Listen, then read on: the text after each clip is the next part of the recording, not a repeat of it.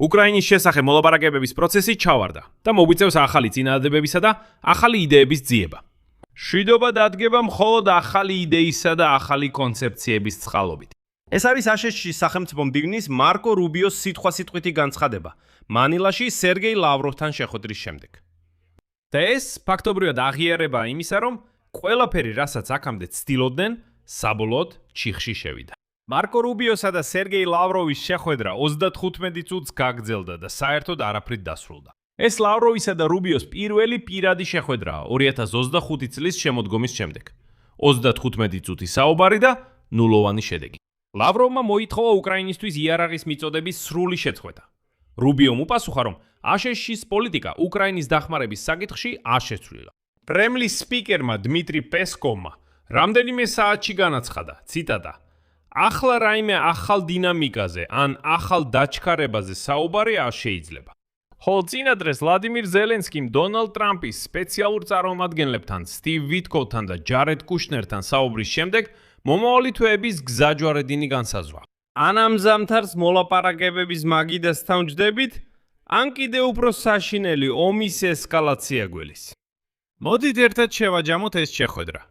მარკ რუბიო და სერგეი ლავროვი უკრაინის მშვიდობის პროცესის კონტექსტში. მე მქვია ალექსეი პეჩი.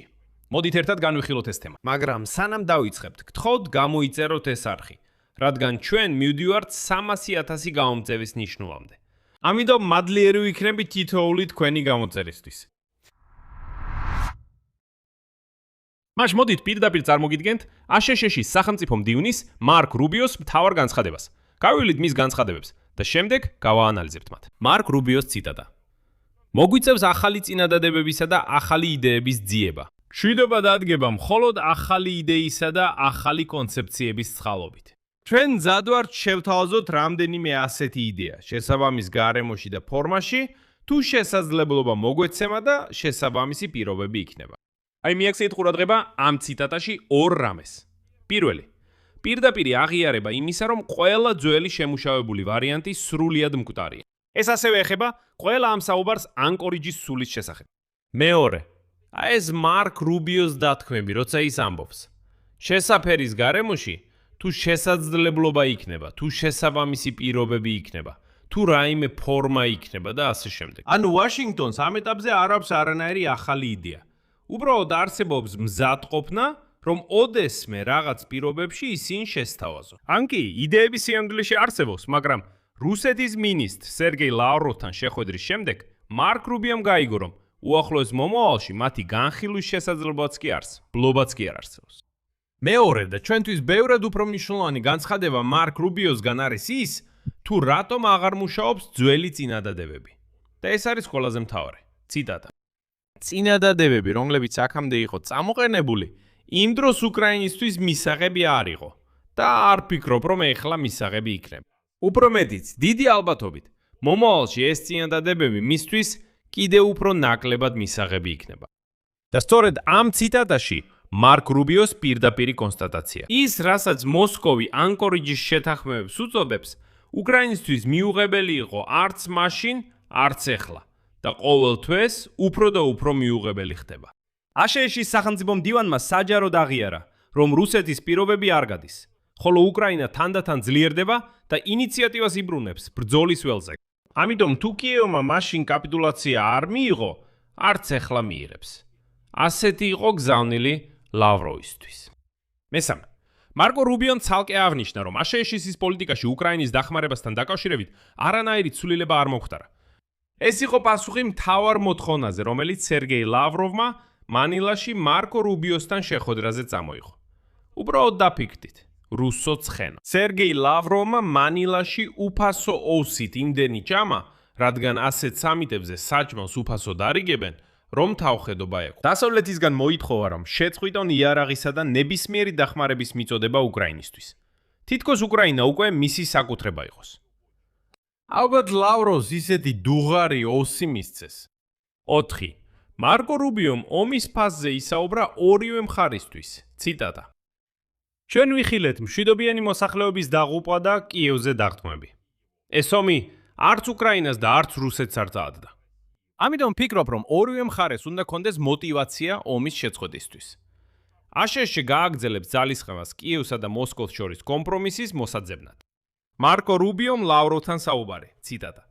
კარგი და ჭეშმარიტი უწოდა. დიპლომატიურ ენაზე სხვათა შორის, როდესაც ამბობენ, რომ საუბარი გულახდილი იყო, ეს სტანდარტული ეუფემიზმია სხვა ფრაზისთვის. ადამიანურ ენაზე ეს დაახლოებით ასე ჟღერდებოდა. ჩვენ საერთოდ ვერაფერზე შევთანხმდით, უბრალოდ ერთმანეთს სრულიად საპირისპირო პოზიციები გაუზიარეთ და არაფერ შედეგამდე არ მისულვართ. თავარი აზრი ისაა, რომ ეს იყო ესეთი ტონის საუბარი. საუბარი, რომელიც რუბიომ სწრაფად დაასრულა და თქვა, აქ საერთოდ სალაპარაკოც არავინა. ამას დიპლომატიურ ენაზე საუბარი გულახდილი იყო ეწოდება. ეხლა მოდით გავაანალიზოთ რუსეთის მხარე. რუსეთის ფედერაციის საგარეო საქმეთა სამინისტროს ინფორმაციით, შეხვედრაზე ლავროვმა შემდეგი გააკეთა. პირველი. მან მარკ რუბიოს უამბო, ციტატა, რეალურ მდგომარეობაზე ფრონტის ხაზზე. დეტალები რა თქმა უნდა არ გაუმჟავნებიათ, მაგრამ გასაგებია, რომ ეს სტანდარტული მცდელობაა დაარწმუნონ ამერიკელები, თითქოს რუსეთი იმარჯვებს. ცხადია, რომ ლავროვი მარკ რუბიოს უყვებოდა კონსტანტინოვკაზე. იმაზე, რომ ისინი აიღებენ თელ დონბასს. რომ უკრაინის შეიარაღებული ძალები თითქოს ყველგან გარბიან და ასე შემდეგ. მე ყოველთვის ეს მაგვირებდა. არ ვიცი, ანუ მარკ რუბიოს დიპლომატს დარწმუნებული ვარ ეს ლავროვი უყვებოდა. ნახე, რუკაზე სადღაც არის კონსტანტინოვკა, ქალაქი. აი ჩვენ ის ავიღეთ. რამდენი დრო გავიდა უკვე? უკრაინის წინააღმდეგ ომში 12 წელზე მეტი გავიდა და ბოლოს კონსტანტინოვკა ავიღეთ. წარმოიდგინე? გამარჯვება ჩვენს მხარესაა. მეორე მთავარი ვფიქრობ ციტატა. მან ხაზი გაუსვა კიევის რეჟიმის შემდგომი შეიარაღების მიუღებლობას. ანუ მოსკოვის თავარი მოთხოვნა ვაშინგტონისადმი არის უკრაინისთვის იარაღის მიწოდების შეწყვეტა. როგორც ჩანს, სწორედ ამის გამო ჩავიდა ლავროვი მანილაში. მესამე, მან განაცხადა, რომ იმ ევროპული ქვეყნების პოლიტიკა, რომლებიც დღემდე ცდილობენ რუსეთს სტრატეგიული მარცხი მიაყენონ, დესტაბილიზაციის გაუნწვევია.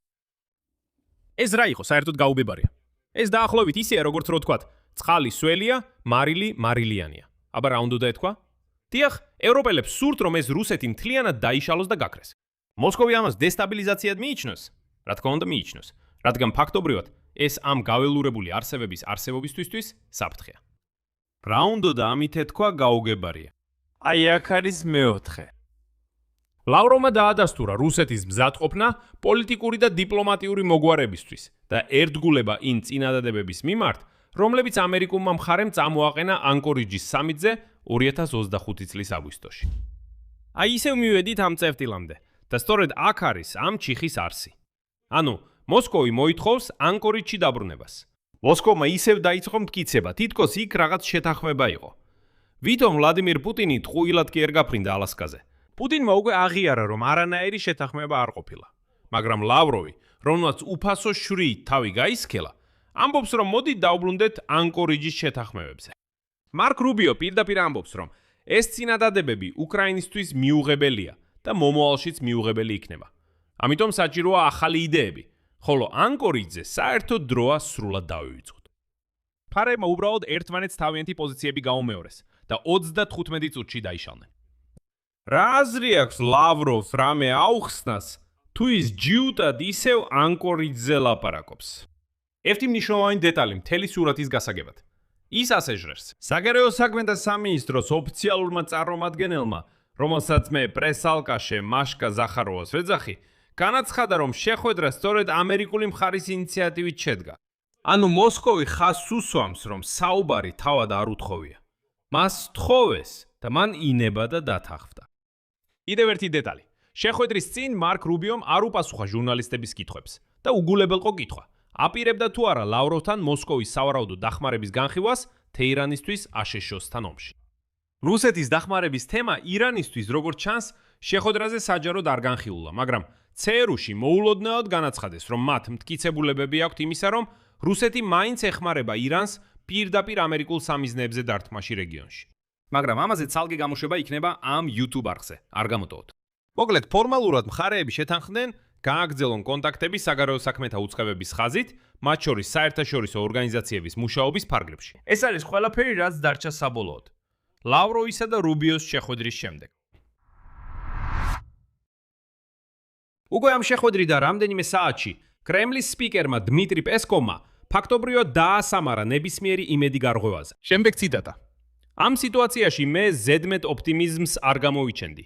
მართალია, კონტაქტები ხორციელდება, ეს ყოველთვის პოზიტიურია, მაგრამ ახლა ახალი დინამიკის ან ახალი დაჩქარების შესახებ საუბარი არ შეიძლება. ის ასე პასუხობდა პირდაპირ კითხვას. შეიძლება თუ არა დაჩქარებაზე და მოწესრიგებაზე საუბარი ლავროვისა და რუბიოს შეხვედრის, ასევე ზელენსკის ვიტკოვთან და კუშნერთან სატელეფონო საუბრის ფონზე. პასუხი: არა. ამასთან პესკოვმა დაამატა, რომ რუსეთი მოლაპარაკებების პროცესისთვის ღია რჩება და იმედი გამოთქვა, რომ ციტატა, როცა ამერიკელი მოლაპარაკეები უფრო თავისუფლები იქნებიან, ისინი შეძლებენ მოსკოვში ჩამოსვლას. აი ეს ფრაზა, როცა უფრო თავისუფლები იქნებიან, პესკოვს უკვე არაერთხელ უთქვამს.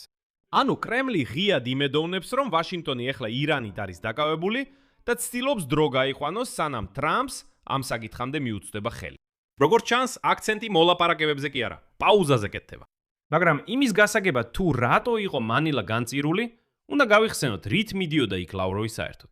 ლავროვისა და რუბიოს შეხვედრის წინა დღეს ბლუმბერგმა კრემლთან დაახლოებულ სამწყაროზე დაყრდნობით გაავრცელა ინფორმაცია, რომ ვლადიმირ პუტინმა ამ ომში ტერიტორიული მოთხოვნები გაამკაცრა. კონკრეტულად, რუსეთი თითქოს აღარ აპირებს უკრაინისთვის არც ერთი ოკუპირებული ტერიტორიის დაბრუნებას ნებისმიერი შეთანხმების ფარგლებში. სუმისა და ხარკოვის ოლქების ოკუპირებული ტერიტორიები მოსკოვს სურს თავისთვის დატოვოს, როგორც ბუფერული ზონა. ხოლო ვლადიმირ პუტინი კვლავაც მოითხოვს მთელ დონბასს და მიიჩნევს, რომ მოლაპარაკებები შეიძლება მხოლოდ მას შემდეგ განახდეს, რაც ის მთლიანად დაიკავებს ამ რეგიონს.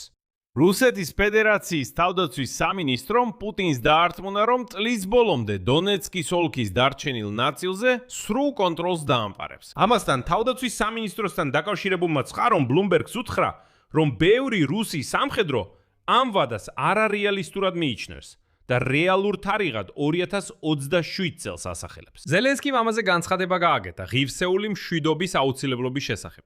ანუ საჭიროა მოლაპარაკებების მაგიდასთან დაჯდომა. მოკლედ შედეგი. ლავროვი მანილაში ჩავიდა ASEAN-ის საგარეო საქმეთა მინისტრების სამიტზე და მოითხოვა უკრაინისთვის იარაღის მიწოდების შეწყვეტა და იმ პირობებზე დაბრუნება, რომლებიც რუბიომ მაშინვე მიუღებლად მიიჩნია კიევისთვის. ლავროვის პორტფელში, როგორც ჩანს, სხვა არაფერი იყო და ეს ისევ ახალ ჩიხში მიგვიყვანს.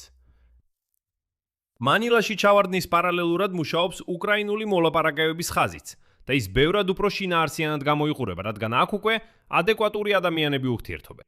22 ივლისს ზელენსკიმ სატელეფონო საუბარი გამართა ტრამპის სპეციალურ წარმომადგენლებთან, სტივ ვიტკოვთან და ჯარედ კუშნერთან. პირველად ამის შესახებ ინფორმაცია გაავრცელა აქსიოსის ჟურნალისტმა ბარაკ რავიდმა, თავის წყაროებზე დაყრდნობით. შემდეგ კი საუბარი დაადასტურეთ როგორც ზელენსკიმ, ასევე თეთრმა სახმამ. შემდეგ ზელენსკის ციტატა. მე ახლახან ვისაუბრე პრეზიდენტ დონალდ ტრამპის წარმომადგენლებთან. ეს იყო კარგი და მნიშვნელოვანი საუბარი იმის შესახებ, თუ როგორ უნდა გააქტიურდეს დიპლომატიური ძალისხმევა და დაუახლოვდეთ მშვიდობას. მან დაამატა, რომ უკრაინული და ამერიკული გუნდები მჭიდრო კონტაქტში რჩებიან და განაგრძობენ მუშაობას განხილულ საკითხებზე. ზოგადად, ეს არის მინიშნება, რომ რაღაც მზადდება. აქ არის ერთი მნიშვნელოვანი დეტალი. საუბარში უკრაინული მხრიდან მონაწილეობდნენ პრეზიდენტის ოფისის ხელმძღვანელი კირილ ბუდანოვი და მთავარი უკრაინელი მომლაპარაკებელი რუსტემ უმეროვი. სხვათა შორის, უმეროს უკვე უწინასწარმეტყველებელ უყოლებენ უკრაინის ახალ ელჩად ვაშინგტონში. ესე იგი, ეს არ იყო მხოლოდ პროტოკოლური ზარი, არამედ სამუშაო ფორმატი საკვანძო პირებთან. და იმავე დღეს კიდევ ერთი მიმართულებაც. ზელენსკიმ კიევში შეხვედრა გამართა ASHS-ის ელჩთან ნატოში მეთიუ უიტაკერთან, სადაც განიხილებოდა პატრიოტის რაკეტების წარმოების ლიცენზიები. ამერიკელთან საუბრის შედეგად ზელენსკიმ მოუწოდა პატრიოტის წარმოების დაჩქარებას უკრაინაში. საერთოდ ლოგიკა აქ მაქსიმალურად გამჭვირვალე. სანამ მარკ რუბიო და ლავროვი მანილაში ახალ იდეებს ეძებდნენ, უკრაინა აღწევს იმას, რაც ნებისმიერ შემთხვევაში მუშაობს. ანუ საკუთარი გადამჭერი რაკეტები საკუთარი ცის დასაცავად. განსაკუთრებით იმ ფონზე, რომ ამერიკელებს პატრიოტის მარაგები კონკრეტულად მცირდება ირანთან ომის ფონზე. ალბათ მთავარი განცხადება, რომელიც, როგორც მე მგონია, საბოლოოდ ყველაფერს თავის ადგილზე აყენებს, ერთობლივ პრესკონფერენციაზე ირლანდიის პრემიერ-მინისტრ მიხალ მარტინთან ერთად ზელენსკიმ ფაქტობრივად ისეთი გზაჯვარედინი დაასახელა, რომელიც ყველას გველოდება უახლოეს მომავალში. შემდეგ მისი ციტატა. ამ ზამთრისთვის ჩვენ ორი გზა გვაქვს. პირველი გზა. ღმერთმა ძალა მოგცეს ჩვენ და ჩვენს არმიას. რადგან ფრონტზე გამძლეობა ძალიან მნიშვნელოვანია იმისთვის, რომ საბოლოოდ მოლაპარაკებების მაგიდასთან დავსხდეთ რუსეთთან და დავასრულოთ ეს ომი. მეორე გზა. ომის ახალი ესკალაცია. ვლადიმირ ზელენსკიმ გააფრთხილა, რომ თუ მშვიდობის მოლაპარაკებები ჩაიშლება, რუსეთის მხრიდან შესაძლებელია ესკალაცია. პრიორიტეტად მან დაასახელა ფრონტის ხაზის მდგრადობის შენარჩუნება და დაამატა, რომ ლოგიკა ასეთია: რაც უფრო მტკიცედ ვიკავებთ ფრონტს, მით უფრო მაღალია შანსი, რომ რუსეთს მოლაპარაკებების მაგიდასთან დავშლოთ. სუსტი ფრონტი შესაბამისად არანაირი მოლაპარაკებები და მხოლოდ ესკალაცია. გაგრძელება იქნება. მოდით მოგლეში ჯამება გავაკეთოთ. განსაკუთრებით ლავროვისა და რუბიოს შეხვედრაზე, რომელზეც რატომღაც ზოგიერთი ანალიტიკოსი ამყარებდა იმედებს, პირველი შეხვედრა გაგრძელდა 35 წუთი. ეს იყო პირველი შეხვედრა ორი ქვეყნის დიპლომატიის ხელმძღვანელებს შორის. თითქმის 1 წლის განმავლობაში. ეს არ არის მოლაპარაკებები, ეს უბრალოდ პროტოკოლური ჩანაწერი. მეორე, მხარეები არც ერთ ნაბიჯს არ გადაუდგნენ. ლავროვმა წამოაყენა მოთხოვნა, რომ უკრაინისთვის იარარის მიწოდება შეწყდეს. რუბიომ უპასუხა, რომ აშეცშეს პოლიტიკა საერთოდ არ იცვლება. ლავროვი მოითხოვდა ანკორიჯის ფორმატთან დაბრუნებას. რუბიომ განაცხადა, რომ ეს წინადადებები უკრაინისთვის მიუღებელია და კიდევ უფრო მიუღებელი გახდება, ამიტომ მათთან დაბრუნებას არავინ აპირებს. მესამე, რუბიოს აღიარება ახალი იდეების შესახებ ნიშნავს, რომ მოლაპარაკებების კონსტრუქცია, რომელსაც 2025 წლის აგვისტოდან აშენებდნენ, ოფიციალურად მკვდარი. ეს ყველაფერი არ მუშაობს. თანაც ვაშინგტონს ან ახალი იდეები არ აქვს, ან რუბიომ ვერ დაინახა მათი განხილვის შესაძლებლობა ამ ეტაპზე, გადარეულ რუსებთან. მეოთხე, კრემლმა თავად დაადასტურა პროგრესის არარსებობა, პესკოვის პირით და დაასახელა თავისი რეალური სტრატეგია. დაელოდოს, სანამ ამერიკელები, როგორც მან თქვა, ირანში არსებული პრობლემებისგან არ გათავისუფლდებიან. ჩვენთვის პრაქტიკული დასკვნა ასეთია. და ჩვენი ზურგს უკან მანილაში არანაირი გარიგება არ შედგა. და ეს თუ გულწრფელად ვიტყვი, კარგი ამბავია, თუ გავითვალისწინებთ, რას ითხოვდა მოსკოვი. აშშ-ის პოზიცია უკრაინისთვის სამხედრო დახმარების საკითხში საჯაროდ დადასტურებულია და არ შეცვლილა. ისინი ამ სფეროში არ ერევიან და ევროპელებს აძლევენ საშუალებას თავიანთი საქმე გააკეთონ. მაგრამ ომის დიპლომატიური გზით დასრულებაც უახლოეს მომავალში არ ჩანს. პუტინმა გაამკაცრა მოთხოვნები. აშშ ახალ კონცეფციებს ეძებს, ხოლო კრემლი დროს აჭიანურებს. ეს ნიშნავს, რომ მუშაობს ის, რასაც ზელენსკიმ პირველ გზად მოიხსენია. ეს ნიშნავს ფრონტის შენარჩუნებას, საკუთარი პეტრიოტისა და დრონების წარმოების დაჩქარებას, რუსეთის ზურგში დართმას და ამ დაუბანელი რუსების დაშინებას. და მოლაპარაკებების შესაბამისად, მაშინ არ დაიწყება, როცა გამოჩნდება რაღაცა ლამაზი ახალი იდეები ან ახალი კონცეფციები. არა. მოლაპარაკებები ზუსტად მაშინ დაიწყება, როცა რუსეთი იგრძნობს, რომ ომის გაგრძელება ბევრად ძვირი უჯდება, ვიდრე დაჯდეს და შეთანხმდეს. აქ წერტილებს დავაყენებ. თქვენი აზრი და დასკვნები კომენტარებში დაწერეთ ამ გამოშვების ქვეშ. გამოიწერეთ არხი, დააცკაპუნეთ ზარზე და არ დაგავიწყდეთ ლაიკის დაჭერა. ეს იყო ყველაფერი. იზრუნეთ საკუთარ თავზე. ყველას ნახვამდის. სუბტიტრები